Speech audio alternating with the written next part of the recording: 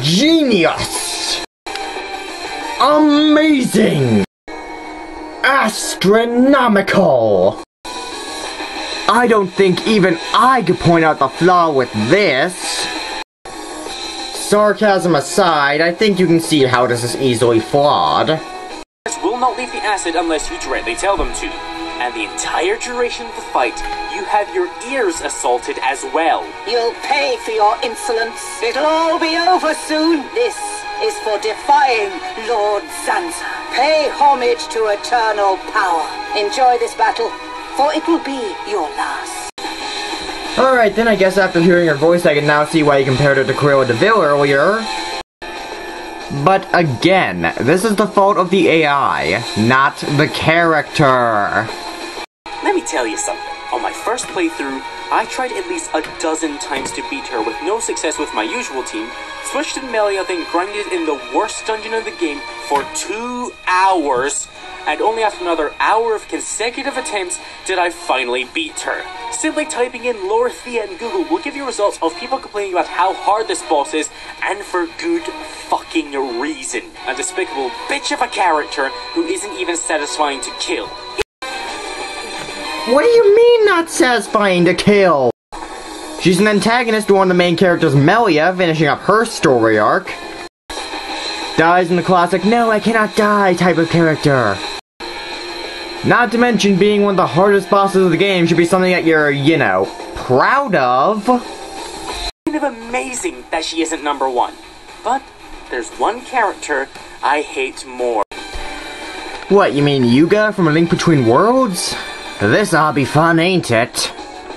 Oh man, I fast-forwarded through my rant about this slimy bastard the last time I talked about him, but this time, ladies and gentlemen, you are getting my full rage. I hate Yuga. Never before in my life have I hated a character so to the core from the first time I encountered them in a game. A sorcerer? Jumping around Hyrule, collecting the descendants of the 7 sages to free Ganon from his imprisonment? Never heard that one before. A male villain with gaudy amounts of eye makeup and an overall flamboyant, extravagant, and dramatic manner of speaking and acting? Never heard that one before. Yes, I'll admit that Yuga is ripping off 2 previously established villains.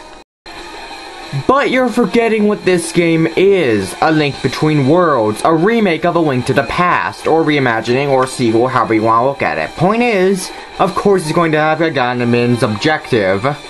Fuck it, I'm calling him Jerry from now on. Almost nothing new in terms of villainy in the Zelda universe, and just tries to ride off the coattails of 2 properly established villains in this series, and fails at doing so. Oh boy, it's gonna bite him in the ass. Not the simple yet effective style of a Ganon, nor does he have a grand, extravagant, expressive, and incredibly wonderful demeanor and attitude of Girahim, and is just kinda stuck in the middle with nothing to show for. All he seems to be to me is some pompous, stuck-up, and endlessly self-absorbed asshole with pretty much nothing to show for himself.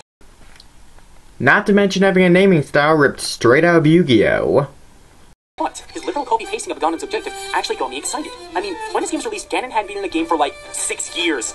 My favorite villain in all game was finally going to be in a game that wasn't a spin-off. I was so pumped up and was eagerly anticipating its revival. And yes, we got it! The man himself is here! Ganon is in the game! For a whole 15 seconds. He then promptly gets absorbed into Yuga's body to create Yuga Ganon. Thank you, Yuga. You robbed me of something I've been waiting for a new Zelda game to do for years. You took one of the greatest villains in all of gaming and made him into this monstrosity. Fuck you! Oh god, someone call 911, he just shot himself in the foot! And it's really bad, blood spilling everywhere. We gotta hurry, or else it won't make it. Okay, being serious, you literally just said... All he seems to be to me is some pompous, stuck-up, and endlessly self-absorbed asshole with pretty much nothing to show for himself.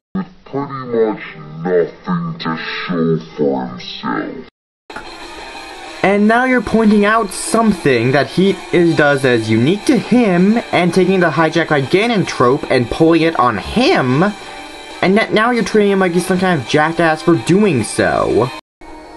Is this not what you wanted? Make up your mind, Speedster. Surprisingly though, as you progress through the game, there was another development. It's fairly unsubtly hinted to you that Laurel's Zelda equivalent Hilda has underlying motivations for setting on a new quest in Laurel, ones with some villainous attributes to them. To me at least, this got me excited again. Not only would this be another female villain for the Zelda series, but for this parallel world Zelda to be the mastermind behind everything and would face me at the end sounded like an awesome concept that I really wanted to see. But we don't get that. This pasty ginger bastard couldn't keep his ugly face out of the spotlight. Okay, first off, he did not come in to steal Hilda's spotlight. Hilda summons him there to battle you in her place, but then he knocks her out instead and has to final battle with you. But you're probably thinking, oh Ceradust, this guy's probably already fought him in this form, so it'd be kind of pointless to fight him again. And that, I say, you only fight him 3 times in the game.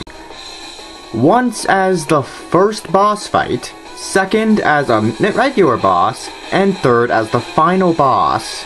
This is the only time you fight Yuga Ganon, so there'd be no other time to fight him, and the final battle with Hilda would seem kind of anticlimactic to not get to beat Yuga Ganon one more time.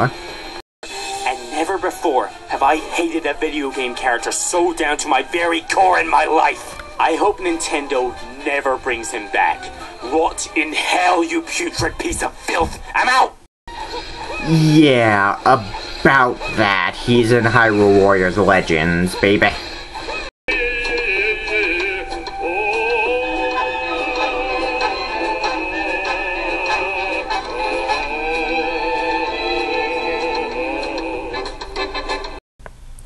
Alright then, and you should be gone in 3, 2, 1.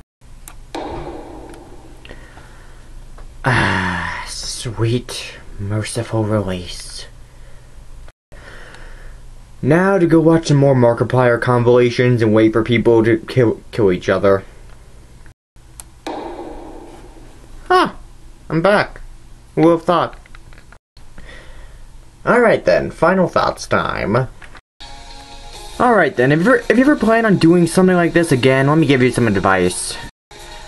First off, do not judge characters based off their boss fights. That is one of the dumbest mistakes you can ever make. Second off, throw in a few jokes here and there. I understand that people yelling can keep people interested, but if you want to keep their interest, make some jokes, man. Seriously, that is one of the best ways you can keep your audience's attention. And finally, don't spoil the last 2 entries when talking about your number 3. Seriously, what the fuck was even up with that? Come on. I got nothing else to say, so I guess that's the end of the video. Well, because I am immature and have no idea how else to end this, here you go.